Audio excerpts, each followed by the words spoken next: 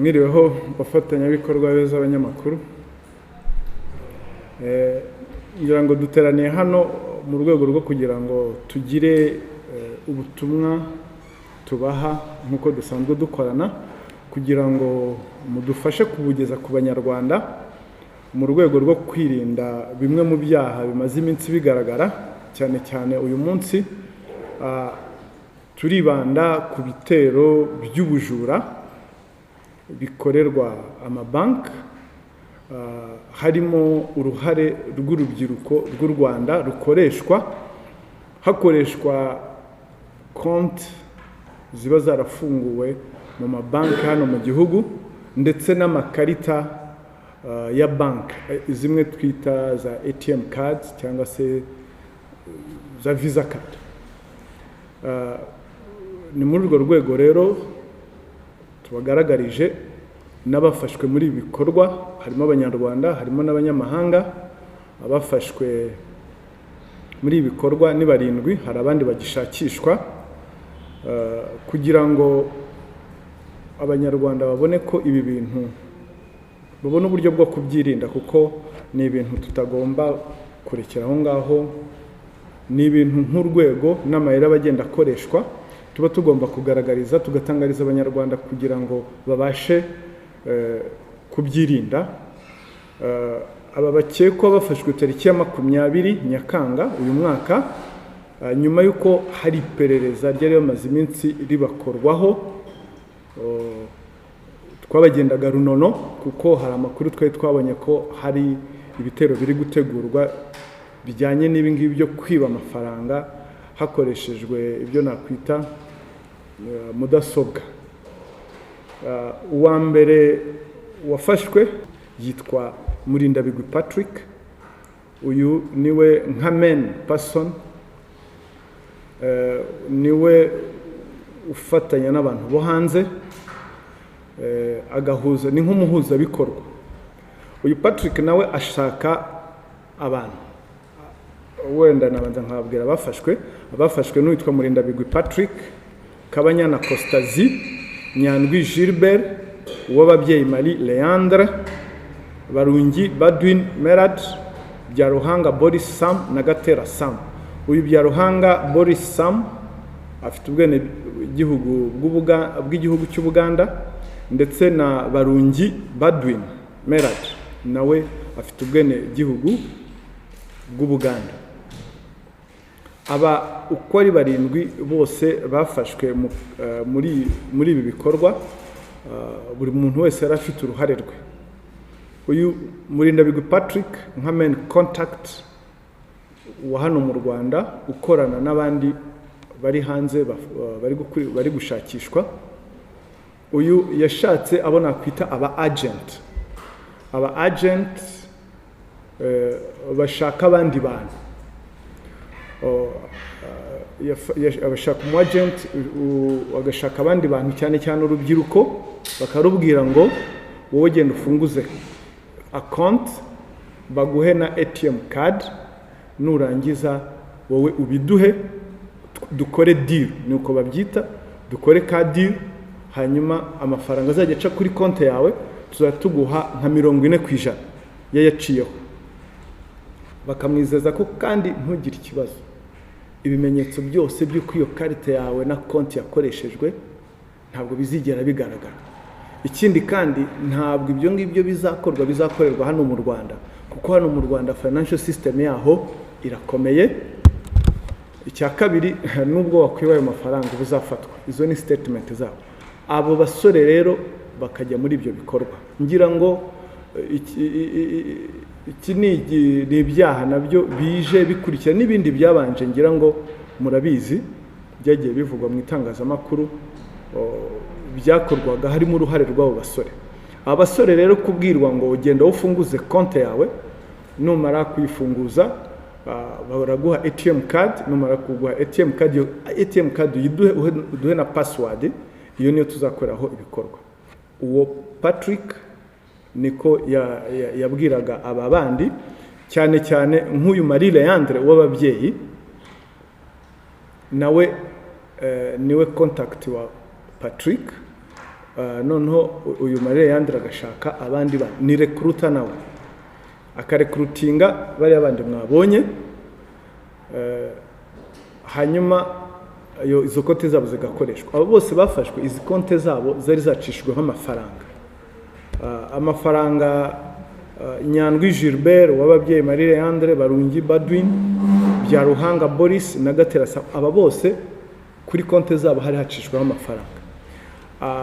Bafatiwe mu gitero bari bamaze gucishaho, bari bamaze kugerageza kubikuza miliyoni zijya kwegera 100, hafi 99, hanyuma bafatwa batari bazikuraho zose. Kuri konti yafatirwaho 65, izindi 30 izo zindi zisigaye nizo bagiye banyanyagiza kuri ayo makonti yabo, bafatwa bagiye kuyafatira mu gihugu cy'abaturanyi, bafatwa bari bagiye mu gihugu cy'abaturanyi.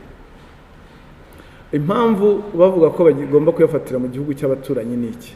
Igitero cyatewe kuri banke iri mu gihugu hano, ni banke zifite amashami mu biyaga bigari n'ubundi.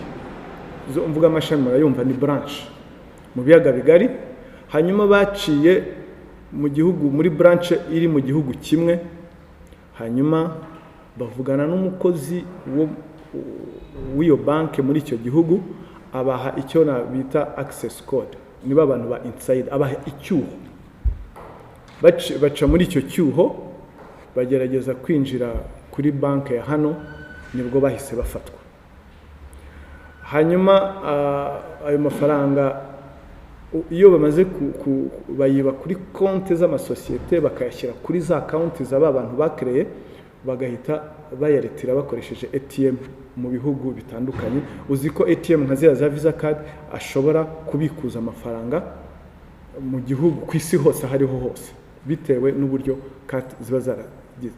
Tubabaza duti ese nukuki mwifuje kuba mwayaretira ku bindi bihugu? Aravuga ati icyambere ntabwo twari kwinjira duciye mu Rwanda ngo dutere igitero duciye mu Rwanda ngo byemere, ntabwo byari gushoboka kuko financial system yaho mu magambo yabo baravuga ngo iradadiye. Icya kabiri, biragoye kuba ngo wakonvenka umunyarwanda ngo aguhe icyuho yinjire muri banke, kuko muri system ya banke, kuko abazi ko ibyanze bikunze azafatwa. Icya kabiri aravuze ati no kuyabikuza yabikurije mu Rwanda urafatwa byanze bikunze, niyo mpamvu bayabikurizaga hanze. Ibi rero ubwo nibwo buryo babikoragamo, bakaba bakurikiranyweho ibyaha bigera kuri 4: gushyiraho umutwe w'abagizi ba nabi cyangwa kuwujyamo, icyaha cy'iyeza ndonke, kwinjira mu makuru abitse muri mudasobwa cyangwa urusobe rwa mudasobwa, n'icyaha cy'ubujura. Ibi byaha bifite ibihano bitandukanye, bifite uburyo bihanwa, ibihano byabyo biratandukanye. Igihanishwa igihano gitoya ni hagati y'imyaka 2, igihanishwa igihano kinini make ibihano biri hagati y'imyaka 2 n'imyaka 15, kuko nk'iki cyaha cy'iyeza ndonke ni icyaha gihanishwa hagati y'imyaka 10 y'igifungo na 15, ndetse hakiyongeraho n'ihazabu y'amafaranga yikubye inshuro kuva kuri 3 kugera kuri 5 z'agaciro k'indonke yejejwe. Ibyo rero nibyo byaha bakurikiranyweho uko ari nabivuze. Hari shift, navuga ko hari shift y'ibyaha byo twakwita ngo violent crime to white collar crimes. Ubwo iyo uvuze ngo violent crime ni ibyaha bikoranywe ubugome, tuvuge nk'icyaha cy'ubujura. Mu minsi yashize abantu yarazaga agasenya banki akinjiramo agatwara amafaranga, ariko muri iki gihe ntabwo yirirwa ajya gufata ngo inyundo ngo ahonde urugi, akora cya gitero cy'ikoranabuhanga. Ni ibyaha rero uko nyine isi hinduka n'abanyabyaha nabo bahindukana nayo. Ni ukuvuga ngo nta muntu ukigendana amafaranga ya cash. Niba nta muntu ukigendana amafaranga ya cash, ubwo aho amafaranga ari niho haterwa igitero. So ni muri urwo rwego rero ni bijyanye n'iterambere, ni ibyaha by'iterambere, aho usanga umuntu asigaye yiba atiriwe agira ngo avushe umuntu amaraso, kandi akayatwara mu buryo rwose utarebye neza utanabimenya ko yayagutwaye. Ibyo rero ni ibintu bijyana n'iterambere, n'ibyaha bijyana n'iterambere. Uko isi itera imbere n'abanyabyaha nabo batera imbere muri rya tekinoloji, muri rya koranabuhanga, kuko twese twigira hamwe, ariko umwe agahitamo kubikoresha mu buryo bumwe, mu buryo bubi, undi agahitamo kubikoresha mu buryo bwiza. Ubutumwa rero ngira ngo mushyire abanyarwanda aricyo nyamukuru kiduteranyirije hano, urubyiruko cyane cyane. Bariya bose ubona bafashwe mu ibazwa ryabo, nta n'umwe utaruzi ko konte zabo na ATM kadi zabo zigiye gukoreshwa ibyaha. Bari babizi neza ko bigiye gukoreshwa ibyaha. Babyitaga ngo ni deal, ngo ariko ngo nakadiru karimo amafaranga ngo kadafite risk, ariko mu by'ukuri ni ukubeshya, bifite risk kuko barafashwe. Urubyiruko rero ruri kwishora muri ibi bikorwa. Nta hantu kuri iyi si ya Mungu amafaranga ashobora kuboneka nk'ubu batekereza, nk'uburyo batekereza ko babubona. Ngo gukoresha carte yawe ngo bakaguha 40% n'amafaranga yaciyeho, kuki udashobora gutekereza ko ayo mafaranga ari blood money, ari amafaranga avuye mu buryo bw'ubujura. Rero bafata izo risk nizo zibajyana muri iki gifungo kigera mu myaka 15. Saba gusa, hari urubyiruko rwinshi rugenda rujya muri ibi byaha. Ngira ngo n'ibindi byaha byabanje biganisha muri ubujura bwa banki, ni ibyaha bigenda bigaragara. Turasaba urubyiruko kwirinda kwishora muri ibi byaha, kuko nabwita ko ari ukutagira amakenga cyangwa ari ikindi ntumva neza cyo kumva ngo wowe ngo carte, ngo tanga carte yawe, utange konti yawe, hajye hacishwamo. Ni ukuvuga ngo ibicaho byose, ibikorerwaho byose biraza mu izina ryawe. Niyo ugiye iyo bagiye gukurikiranwa uza uri umufatanyacyaha. Kuza rero umufatanyacyaha mu byaha nk'ibi ngibi ntabwo biba bikwiriye urubyiruko. Urubyiruko rw'u Rwanda rufite icyizere, hari icyizere cyinshi, hari uburyo bwinshi babonamo amafaranga utiriwe uca muri ibi bintu by'imyaka 15, igifungo cy'imyaka 15. Babizeza ngo ibimenyetso ngo barabisiba. Nta kimenyetso gisibwa ngo kireke kugaragara. Rubyiruko rw'u Rwanda, turabasaba ko mwagira amakenga mukava muri ibi bintu byo kwishora muri ibi byaha, ngo mwizezwa ko muzabona amafaranga menshi. Hano amafaranga arakorerwa, ukayagwiza, ukagira amafaranga mazima avuye mu buryo buzima, nawe wayakoreye mu buryo buzima. Amafaranga utekereza ko wabona wakoreye mu buryo butari bwiza, ni ukuri nabagira inama yo kubivamo, kuko ngira ngo aba nabo mwabonye bicuzaga, baricuza ngo muduhaye andi mahirwe ngo ntabwo babisubira. Ubwo ngubwo ibyo ibindi ni by'urukiko. Ubutumwa nabwo turabugenera aba bantu bishora muri ibi byaha. Ibi byaha byo kumva ko bashobora kwiba amafaranga bikarangira, cyangwa n'ibindi bikorwa.